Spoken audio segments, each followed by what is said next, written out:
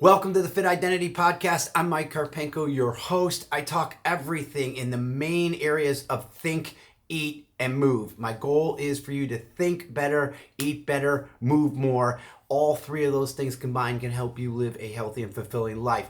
Today, I want to talk about the trends of 2025 in the health and fitness business, the industry.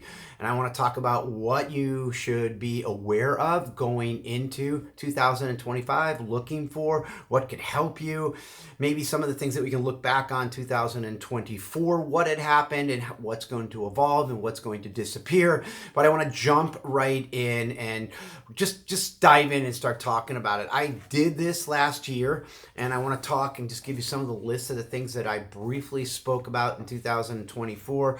Everywhere from you're going to see a push into mental health, hormone therapy, body positivity, the GLP-1s, the semaglutides, the Ozempics were going to come up. You're going to get AI, nootropics. You're going to see catchy slogans that were going to happen in 2023-24. You were also going to see moderation come around. Influencers versus experts was a big deal in 2024. Will that continue into 2025? Specificity started to rear its head, and people wanting solutions for themselves and not just the general solution. And then cold plunge and data. Those were some of the things that I spoke about as happening in 2024. I will just quickly say this. I don't want to say this. I'm just going to go right in. I'm just going to say it. I think that mental health dies, and I'm going to talk to you about it. So before you switch off, give me a chance to explain what I mean by saying I think mental health is going to push away in 2025. I think that AI is going to be huge. It's going to be an evolution. I do believe that you'll still see the continued use of hormones, hormone therapy. GLP-1s are going to come around. There will be an interesting switch of influencers, experts, and how experts now are, and where you get your information from is going to be interesting, and how you use it.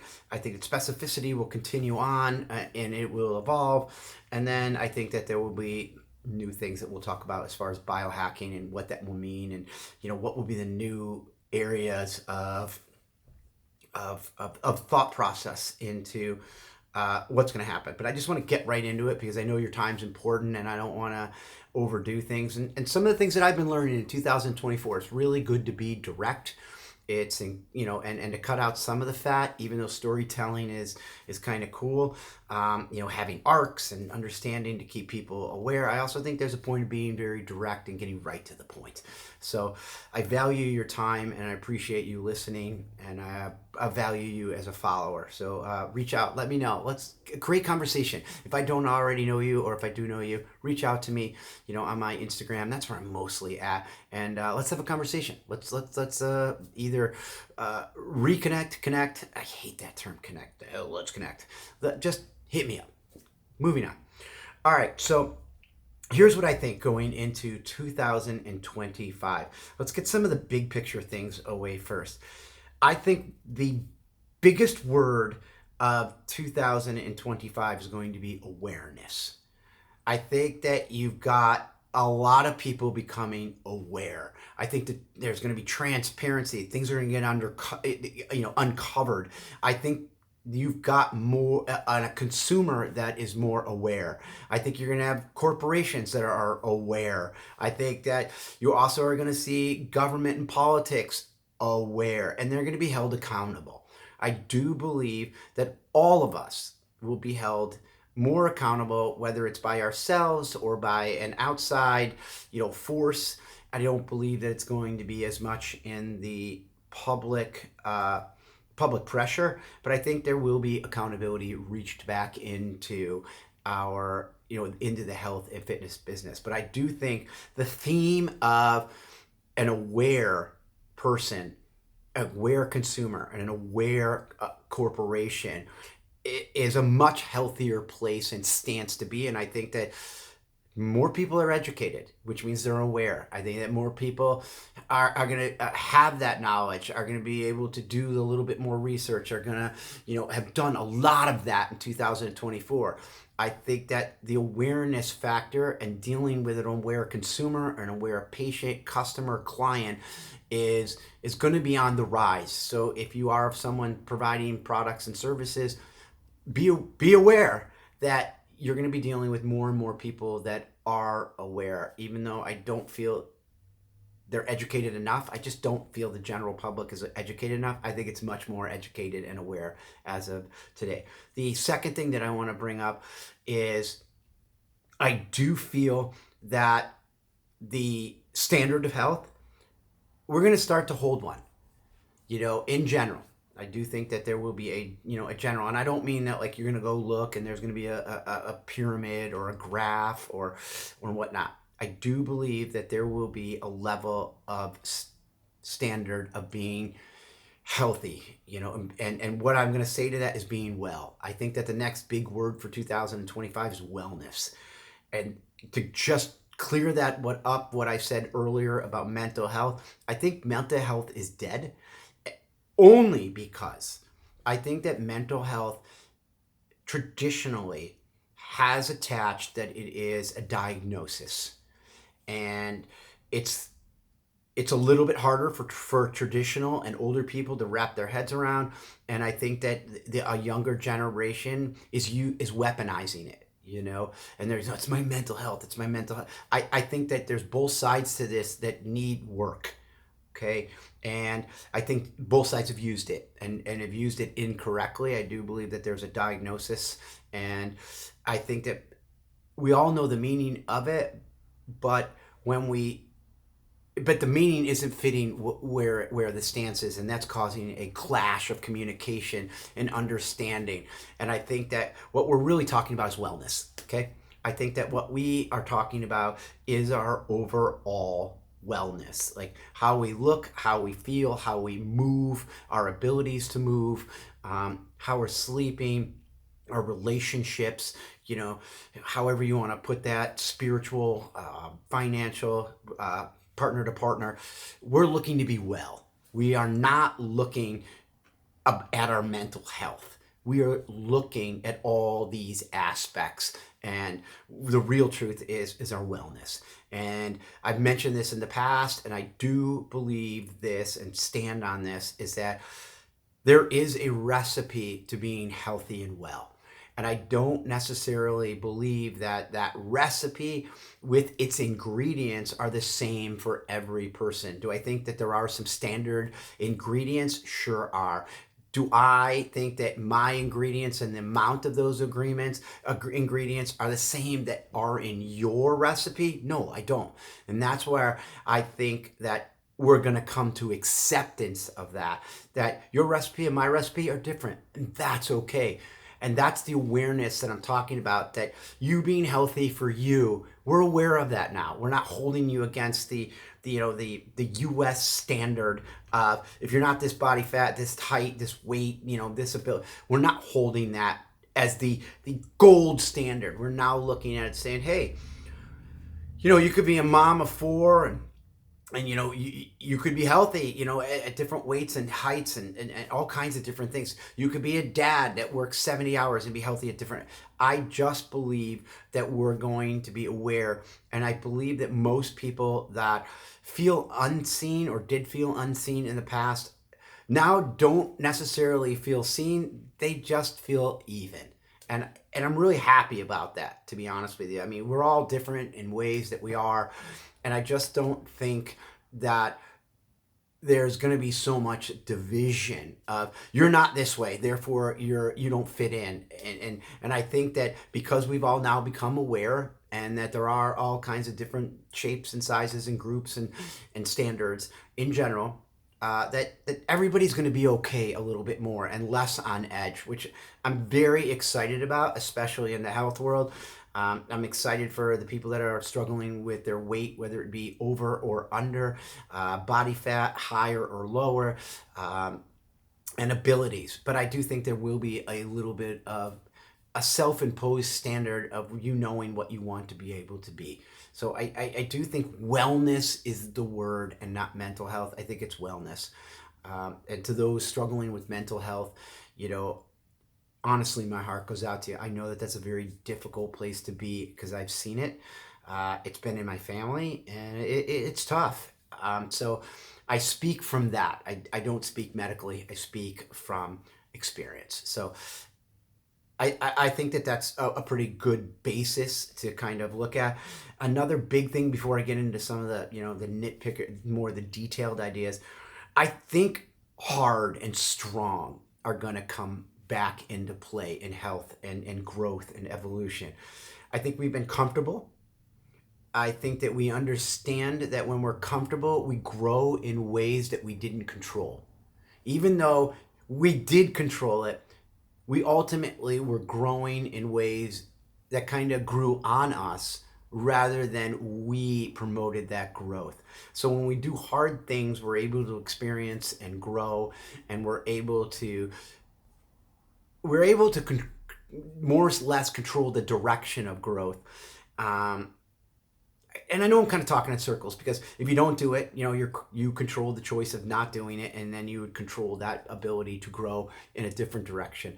But what I'm saying is, I think we become aware that when we do hard things, we can grow in directions that are really positive for our wellness. And I think that that's important to note, that we're at that point of knowing, yeah, I got to do some hard things, and we're going to respect strong, and that is strong wellness, right? You're going to have a strong mental game. You're going to have a strong physical game. You're going to have a strong, physical presence. You're going to have you're going to have strong skills. I think that strong is coming back into play in 2025. And when I say that, I will push into, I think, strong men.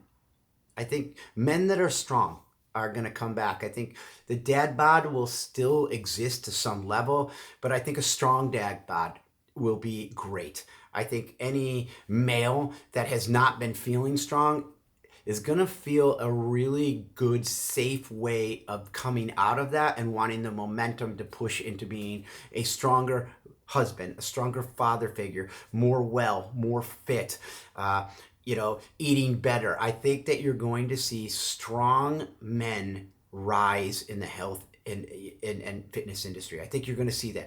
Not necessarily abs, but I do feel abs are coming back. I think that people are going to recognize that as a sign of hard work. They're not going to say that you're better than me or worse than me. It's just going to be like respect.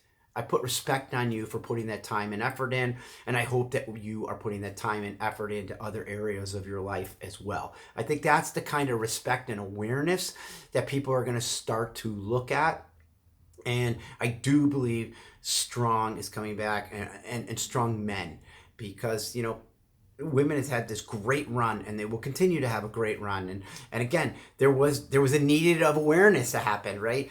And I think the evening out where men were working and overworking and it just letting themselves go and not putting that as a priority of being strong, I think it's coming back to them saying, hey, you know what? I'm a strong dude. I have strong convictions. I have strong values. I have strong character. I want to match that with my body, with my abilities, with my next one. I think blood work. I think the data went from electronics to actual blood work data. I think we'll still have a push into that electronic data, but I think there are a lot of people that understood they were in the zip code of being healthy or sleeping or caloric burn or macros. I do believe that most people are like, as long as I'm in that zip code, I still live in the neighborhood of healthy and fit. Now I believe people are going to do that with their blood work. I think blood work is going to be on a rise, and your job will be to find someone that is in line with your goals, that also has clients like you, patients like you, and not just everyday average patient that sees everybody else. Like if you're an older generation person, if you're a senior, you should see someone that sees seniors. You shouldn't see a pediatrician. If you're fit, you should someone who sees fit people, and so on down the line. I I do believe that people are going to look to control their cholesterol. They're going to look at the markers and they're going to say, what do I need to do in order to get those numbers, those markers in line? That's going to be the new data, the push of 2025. So I can be in the zip code. They're not going to push for perfect. They're going to be like, oh, I noticed cholesterol's off. Oh, I noticed testosterone is off. Why is it off? Thyroid is off. Insulin, estradiol, prostate stuff, red blood cells, white blood cells, all these things that are markers for people. They're going to be like, I need to be in a good zip code. I need to be in a good school system for my kids. And maybe that's a really good way of putting it. I need to live in a good school district. Don't have to have the biggest house or the best house. I just got to make sure that I live in that zip code so that my kids can go to a great school. And I do believe blood work is going to it's going to be a North Star this year. It's going to be the ultimate North Star. So go get your blood work done. I'm an advocator. I get mine done anywhere from 2 to 3 times a year, depending. And I'm always working on different phases, depending on my blood or depending on my goals. But I always want to make sure, how did that phase affect my blood work?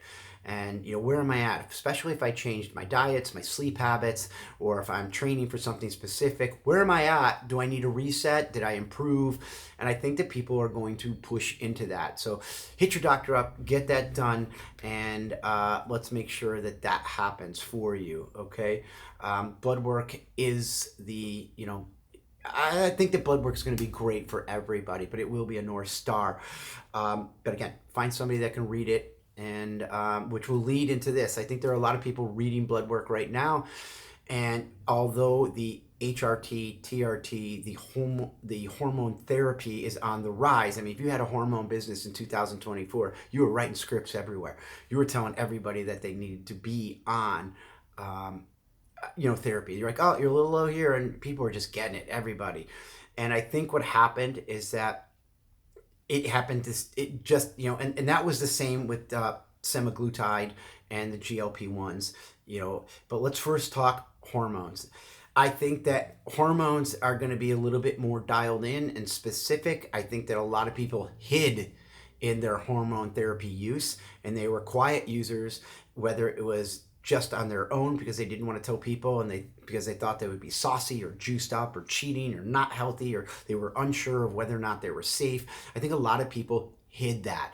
I do believe that there will be more public knowledge and more outing to say, yeah, I'm on hormone therapy, I'm on peptides, I'm taking this and that. It's going to be a little bit more, and I think it's a lot more actually, acceptable for people to be on these things and to promote it and just say, that's just what I'm doing, rather than hiding it and saying, no, I'm just on the carnivore diet. No, I just been doing this workout for 30 days, or I just drink this shake and you look at me, I'm great.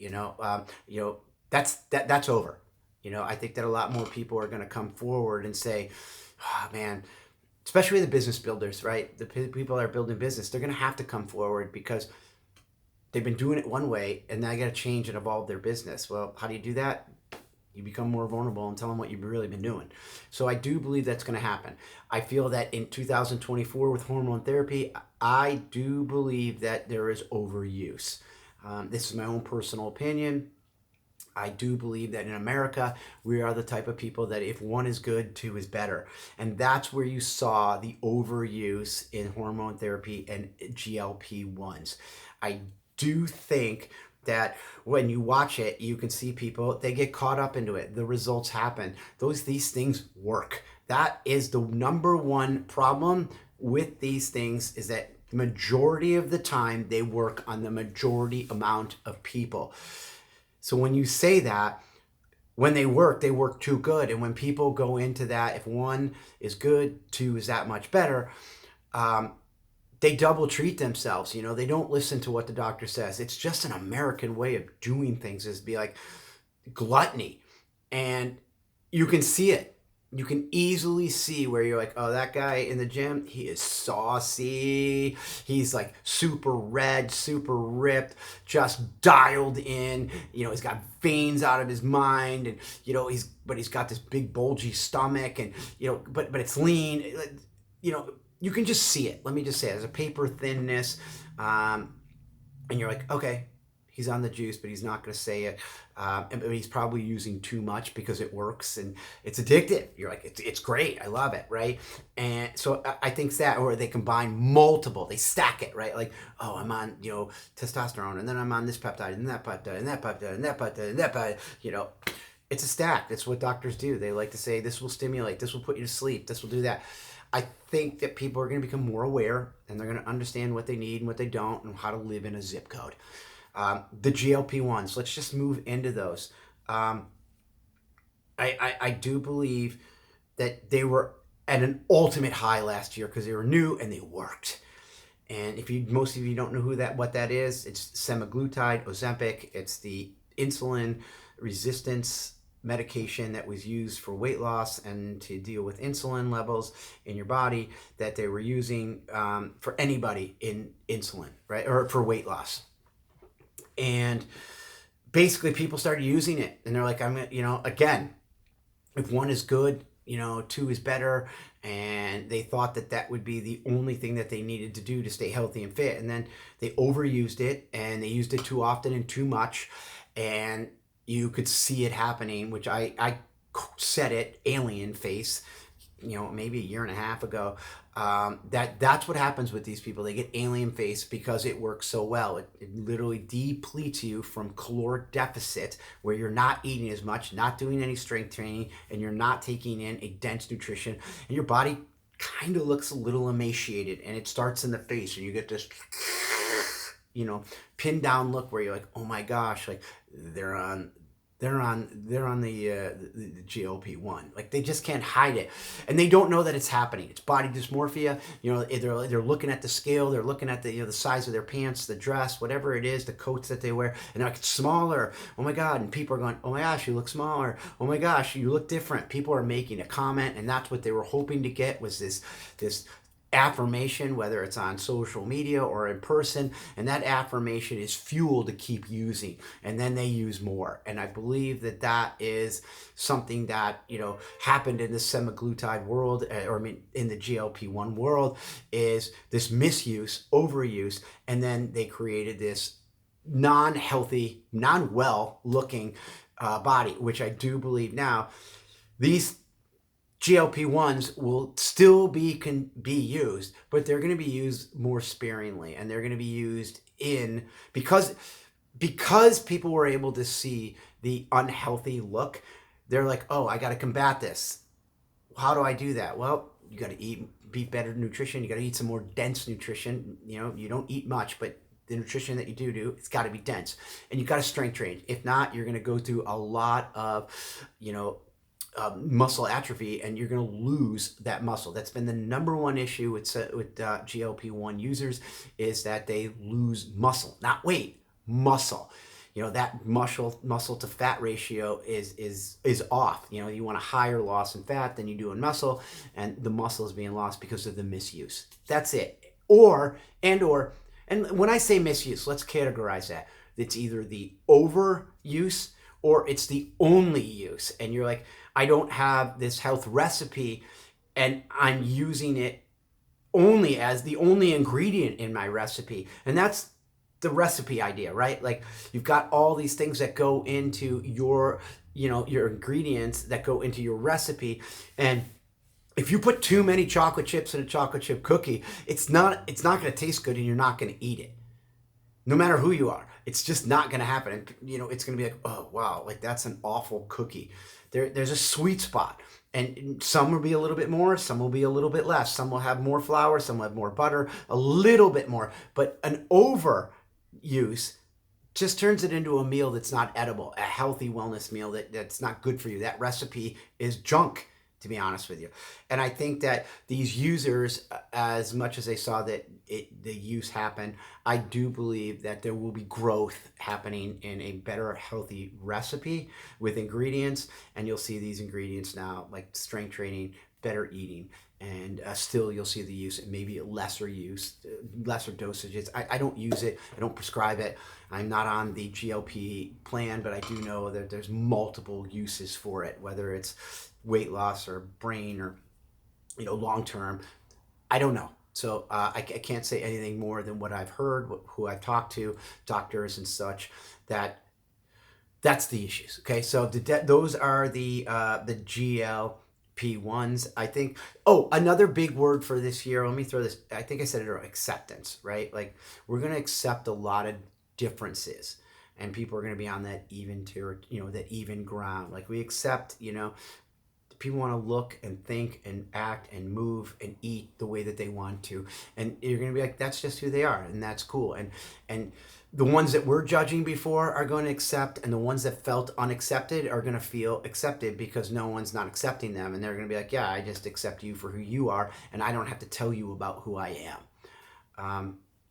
So that's a big thing. I think, when we start talking about influencers and experts, let's talk about that real quickly.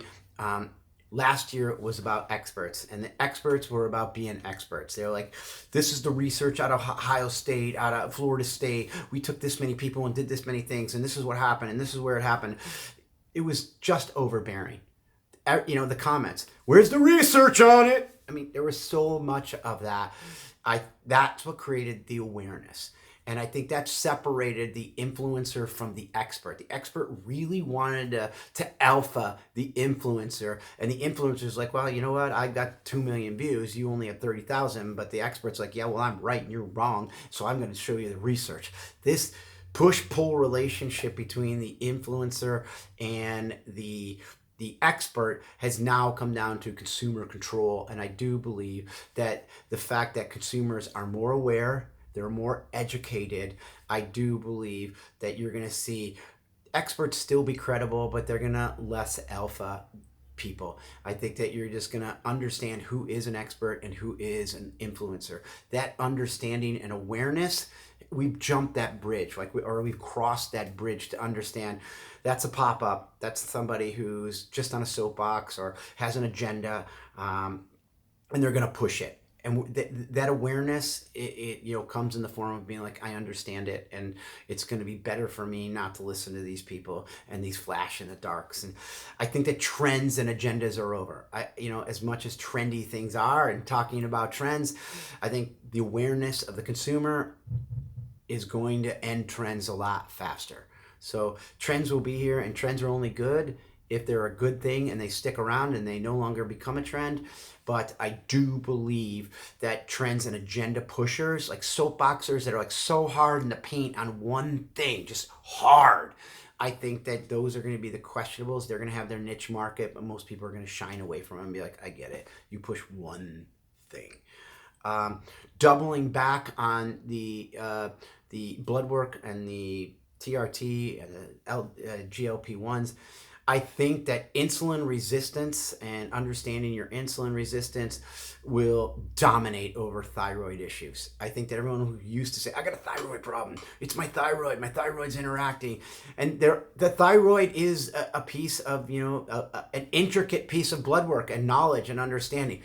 But everyone now is going to switch this eyeball and this attention into insulin resistance. It's just going to replace it. So no, actually the reason wasn't my thyroid. It was that I was insulin resistant. So I do think that you're going to hear that term quite a bit in 2025. You'll hear less thyroid. You'll hear more hormone, and then you'll hear insulin resistance. That's what I think is what you're going to hear from a push. I think also what you're going to see this year is a push for more whole foods, less processed foods, and you're going to see obviously a push towards holding companies, corporations, manufacturers accountable for the amount of ingredients and the types of ingredients that that processed foods have.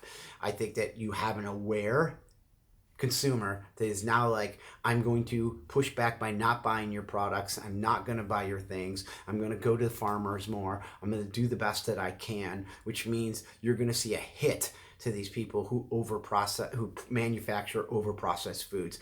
And you're going to see a real big push, both from the government side and the consumer side, onto corporations that are providing this food.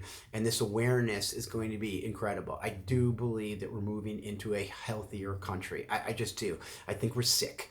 I think that that's why I'm saying blood work has become the new norm and standard, because we're not hacking anymore. We're realizing we're overweight, we're under moving, we're not thinking well. We've got issues. We're not well, and I do believe we're looking at how to make us healthier in general, and how to deal with our wellness because we're sick. And part of that is understanding the things, like, the big P word, that it has little things that you take in your mouth that you can only get prescribed. I think that's going to be more accountability there. But in our food in general, I do believe there are coming for toxic food. We've dealt with toxic, products, supplements. It's coming for food. And I do believe coming for toxic food from every direction is going to be a big push, which means a heightened sense of awareness, which means you're going to have a different buying behavior and a different focus for people to be healthy. Because again, they're looking to live in the healthy zip code, and they'll still buy some of it, but they won't buy as much of it, of that food that's being pressed. I know I'm going back on this, and I said trends. Trends are done. I think coming up with these cute, stupid slogans is out. Like, it's just catchphrases to sell stuff. That's all it is. Trying to reinvent and become, I think health esteem is crazy. I'm just going to say that. It's silly. The health industry, is blowing by that. It's not health esteem, it's wellness. And I want to be clear on that. And I'm not taking shots at anybody in particular. There's several companies that pushed into it. None did well. None. Because nobody really understood it, and the words didn't go together. We're talking wellness, and I think that if we tackle things from a wellness standpoint, we're not talking about a trend, we're talking about a movement. We're talking about, human health.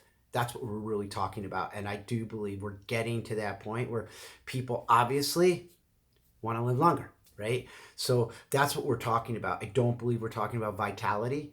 I think vitality is off the table. I think biohacking is going to still be around, but I think it's niche-based biohacking. I think what's going to happen is that you're going to see a lot of biohackers go after specifics. How to biohack your teeth, how to biohack your liver, your kidneys. I think we're going to talk about, you're going to see a big push in the supplement world around mitochondria and cell health. You're going to see a monster push in human cell health. And how to get new cells, how to get rid of old cells, how to create healthy cells so that you can live a healthier, well life. I do believe that you're going to see that. As far as the supplement world, I do believe that you're going to see an interesting money grab in the supplement world. I think that in the fitness world, you're going to see things where supplements start to name their companies start to name their supplements around, these HRTs, these TRTs, these GLP-1s, where, it's, instead of it being a testo booster, like testosterone booster, it's going to be like, what do you got? Semaglutide. It's going to be like testotide. So it's going to be this interesting mash of supplement names to confuse you that it's not a peptide, it's an over-the-counter healthy thing. It is a testosterone booster, but it's not TRT, but you can get it from us, and it's called testotide. If it's not out there already, then there you go. That's the name. And I'm not promoting, if it is out there, I'm not promoting testotide. Backtrack. I know I'm backtracking a lot, but I want to make sure I cover as much as I possibly can with you guys. Peptides. I know that I said, HRT, TRT, peptides. There's a push right now for these bio, the biopeptides, that they are plant derived, and they are specific to help you do certain things, just like a peptide would. And they're pulling these amino acids, and they have a process to pull amino acids from, plants to be able to help you. I don't know enough about it. Do I think it's going to be a big push in the supplement industry? Sure. I mean, when you have something that needs a prescription, in order to get, why not make something that you don't need a prescription to get? Play on that, right? I do think that will be a trend. I'm not trying to be mean. I think it'll be good for a while, and maybe a year, 18 months, and I think it'll be like keto. I think that biopeptides will exist. I don't know enough about them, so come at me, educate me, tell me whatever you want. I'm giving you my thoughts. I don't necessarily know that it's going to do well. It's got possibilities. How about that? It's got possibilities of doing well. I just don't think that it's the end all be all answer. Um, but hey, if there's a plant way of doing things that could help people, I'm all for it. Like, let's go. But I don't know. I don't think there's enough research on it. But they said the same thing about creatine, right? Creatine was a supplement that, everyone's like, oh, it's like steroids and you shouldn't use it. We don't have enough research on it and it's awful. And now everyone's taking it. Like right now it's 5 to 10 grams of creatine a day, and senior women are taking it more and more, because apparently, it's helping these senior women with their, retain their muscle and recover, and brain cognitivity, or brain cognitive thought process. There's a lot of great things out of creatine that people didn't even think, but they wanted to hate on it right away. So I'm not hating on this bioavailable peptides, but I mean, I'm not sold on it yet, not for what it is, and not for the price point. I'm telling you that straight up. I don't think that these bioavailable peptides should be sold at that price point. Like, geez, at the same price as a peptide, just buy the peptide. If that's what you want to do, like, I think that's, a big thing. I do think the standard of health is coming back. I think being fit is going to be good. I think people want to be fit. I said this last year, when body positivity came out and whatnot. I think body positivity came out because there was a group of people that weren't positive about their bodies and weren't happy about their bodies, but were feeling pressure that because they didn't look and feel a certain way, that maybe they didn't live up to the standard. And I think because we have this level of, success, of acceptance right now, that I do think that we're looking at a health standard that people are like, no, I want to be better. I want to lose weight. I want to be more fit. The GLP-1 people are like, I want muscle. I don't want to look as though I haven't worked out in years and that I just lost all my weight. Nobody wants that. Everybody wants to get out of the shower and be like, I feel good, I look good, I talk good, I am good. That's what people want. And there is a standard to that, to some level. And I do believe that people will be working on their own personal standard this year, rather than just letting themselves go and then classifying that standard as okay. I don't believe that is a good thing, because people are understanding that as you get older, you're going to do less and less. So you have to prepare for that. You have to be fit. You have to be able. You have to be able to be mobile. You have to be eating. Your organs have to work well. They can't be shutting down. You cannot be in constant reduction and think that you're going to live a long life, no matter what it is, right? So I do believe people are looking at, wow, things in my life are reducing, and I need to stop that reduction. So I do believe a standard of health is coming back to what they have. I do believe personal solutions, and that will be, again, your standard of health, but people want their solution. Blood work, that's why it's going to happen. So I think coaches, mentors, trainers, nutritionists, people that understand certain supplements go with you and how they go together with you and your goals, and how to bring up numbers and how they're digested and when to take them. I think that's going to be very valuable information, and it's not going to come from AI, but AI is going to be very important in 2025 because it's been used. A lot of people have been using it, as at a lower cost to help their customers. And people that don't want to pay for health and fitness plans or nutrition plans, they just go to ChatGPT and sign in and say, give me this for this long. And they're able to have some sort of sustainable system or a program that is going to happen for them. But I do believe you're going to see these tiered programs where AI is amazing. It's going to help you in different levels. And then you're going to pay a premium for personal time. For a trainer, for a coach, for a mentor, in order to really get their time, you're going to pay. because they can do it all through AI now, and they're going to be able to pump out so much more material. But if you want someone to really analyze you and your blood and work with you and work with what AI told you to do, then you're going to need someone who's had real experience with someone who's exactly like you to help you out. So I do believe AI, it's coming. It's not going to slow down. It is going to go. It's going to get even higher and more widely used. So AI will be used more. I think that fitness is going to be fun.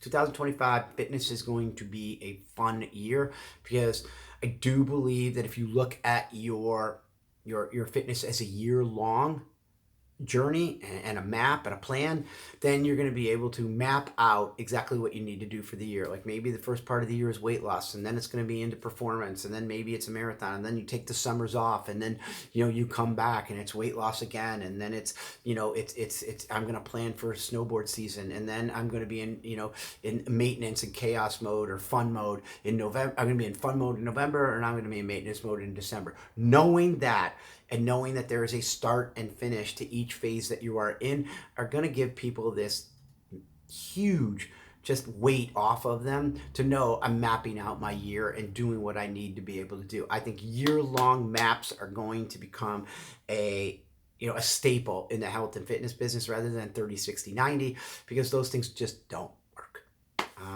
I do believe in the specificity. I talked a little bit about that. I think that the specificity of people. I'm going to teach a whole entire program this year about choosing the right programs for you, not choosing something too advanced, how to develop patterns and habits and get into a place where you're going to be able to fall back on top of the patterns and habits that you've built, rather than going, I'm starting way over at a level 1, but I'm going to get a level 8 program. Well, you know what happens is that at a level 1, if you're in a level 8 program and you fail back to a level 1, not to a level 6 or a 7 or a 5. You're at a 1 again, because you're just like, oh, I'm just going to go back to where I was. So this is why I think year-long programs and developing patterns and habits, wellness is going to come into effect, and that's going to be with your nutrition, and that's going to be with your fitness. And I don't believe one size fits all programs for you to be able to do that. I don't believe that. I believe there's going to be a push of awareness, that knowing that synchronized, sequenced group exercise programs are not training programs. I think that awareness is coming. They do work, and I think that they're wonderful, but they're way different than having a personal trainer design a program for you, instead of just sequencing group exercise classes into a training program. They're great for you to show up, they're great for you to get results, and they're great for you to stay in the zip code, right? They're amazing. But if and when you get to that level of specificity where you desire and or need a more focused program, you're going to be like, that's the program I need. I need to get away from these other ones. So I do believe that training programs are going to skyrocket. I think people are like, the focus group is going to be like, this is great. And the ones that are unfocused are like, this is great. I'm in this I'm in this phase, and I'm going to be able to do it. I think cycles and phases are going to be huge in 2025. People are just going to know, I'm in this phase. Careful. Start and stop. Make sure that you know that this is when you start that phase, and this is when you're going to end that phase. Okay? If you want to talk about phases, reach out to me. I'd be more than happy to talk about what phase you are in, where you are at, how long a phase should be, whether it's weight loss, power, endurance, cardio. There are codes for that, right? Like, you definitely don't want to be in a weight loss phase anymore, lean phase any more than 60 days. You just don't. But I know people that are in it for 2 years, and you're just like, gosh, that's why you're struggling. That's why your endocrine system's fried. That's how your metabolism is done. That's why you're struggling. That's why you're mentally burnt. You've been in a lean phase for a year. You poor thing. So reach out to me. Let's see what we can do to help you out. I do believe that community is going to be big, but I think that it's going to be in-person community. I think that online communities are great, and they're going to be a place for knowledge and support, and to find other people that are just like you. And I think that communities are going to be places that the new community is going to be a place where you find other people like you, rather than you're listening to experts. I think that, you're going to have people like me who run communities, but you're not going to come there really to see me. You're going to come there to see your friends and see the people that are just like you, and to find that so that you guys can work together and talk together and motivate and be accountable and seek information for people that are just like you, rather than I'm just here for Mike. And I think that's wonderful. I would rather see a community run itself than me run a community. It's more crickets in there when that happens. So I do believe community is big. Like, look at run clubs right now. They're beyond one of the biggest things in fitness. They're everything from singles to happy hours to hangouts to getting out of the house. It's going to be huge to be in some sort of fitness club. And you know who did that the best? CrossFit. CrossFit had one of the greatest communities ever, and somehow it got destroyed. I don't know if it was the consumer that destroyed it or CrossFit itself destroyed it, but CrossFit was single-handedly the best at building the most balanced, standardized community against everybody, because nobody felt as though they were any lesser or any better. It was amazing. Like, I CrossFitted for a long time, and it was incredible. But community will be one of those things that you want to be able to push into. I'm just kind of looking here to see if there's anything else. Acceptance, strengthening, not optimized blood. Yeah, yep. Let me just see if I got anything else. Because again, I'm up to 45 minutes. So I don't want to take up too much of your time, but these are the things that I'm looking at that I want you to be aware of, that as you start to get involved in them. And I mentioned a lot of things today, and it's not your job to take them all on, right? It's your job to take on the things that resonated with you and be aware of, and be like, oh, Mike talked about that, and maybe I should be aware of certain things, as I begin to push into that phase. And if there's, if you're in a phase and you want to push into that, and if I've got information on it, please either follow me. I'm gonna become an informational conduit this year. Like, that's all I want to do, is just educate you guys with all of the experience and knowledge that I've had helping other people with their wellness. It's a big thing for me to see people well. Seeing sick people is really hard for me. Really difficult to see and to watch people struggle when I know it could have been prevented, just from either support, information, affirmation, anything, just someone reaching out. It's hard for me to see somebody struggle, like in any way, shape, or form. And that's why I'm known for not shutting up and giving too much information. You ask me a question, and then 10 minutes later I've answered it, and along with 18 other things, and people are like, geez, I just asked you one question. But it's because I want you to have everything you possibly could have to be fit, man. Like, it's just the way I am. I know what it's like not to have people support me. I know what it's like not to have a mentor. I know what it's like to wonder why other people are succeeding and I'm not. And I know what it's like to look around and feel as though, no one's helping you, but they're helping each other. So here I am. Ask away. Let me help you. Like, I want to be able to do that for you. I'm just seeing if there's anything else. I mean, there's so many things that are going to happen, but I think that those are my big ones. As far as everything that's going on, let me just see. I just want to make sure that I cover it. AI, yep. We covered biohacking. We covered everything. I think that's it, you guys. I think that in general, that's going to be it, man. I think you're going to, awareness, wellness, acceptance are going to be big words, because we've reached that with a lot of us. And I think that those people that don't believe in that are outliers now, right? Like, the majority of us accept other people. The majority of us are aware of other people. The majority of us, want to be well and want wellness. And the ones that push agendas in other areas, well, they're agenda pushers. They're not about you. They're about them and their agenda. And I think that that's going to be the issue. And it's going to stand out really cool, where you're going to see that. So this awareness that happened, and the challenges that we had happen in 22 and 23 and 24, I think, into 25, it's going to be, you're going to see a lot more symmetry. I think you're going to see, I think that it's going to be one of the biggest changes in the history of our country as far as wellness in 2025. I think we're looking at single-handedly becoming a healthier country and changing the wellness of each and every one of us in some way, shape, or form, whether it's through our knowledge, whether it's through what we're doing and practicing. And because yeah, I just feel it. Like I feel it in my heart of all hearts. Um, let's see. I just want to make sure that I covered everything else. Health coaching, wellness. Guys, and if you think I missed any, let me know. Please just drop it down below. Let's talk. Let me know what I missed because obviously I did. I don't know everything, but I do know quite a bit.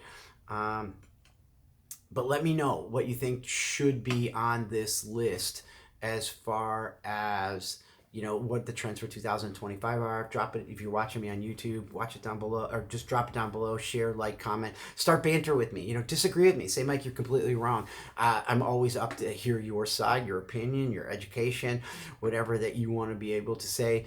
But obviously, I think the big ones that I'll get pushback on are mental health is dead, because it's a diagnosed thing in my opinion, and I think what we're talking about is wellness. I think that I think older adults are going to become more fit. Like that. How about that? I think that older adults are gonna become more fit. I think that we're looking at people that are like want to move more. I mean, I just do. I think that the fit identity way of life is think bigger, eat better, move more. That is what I think everybody is going to take. It's a real simple ideology if you take that in.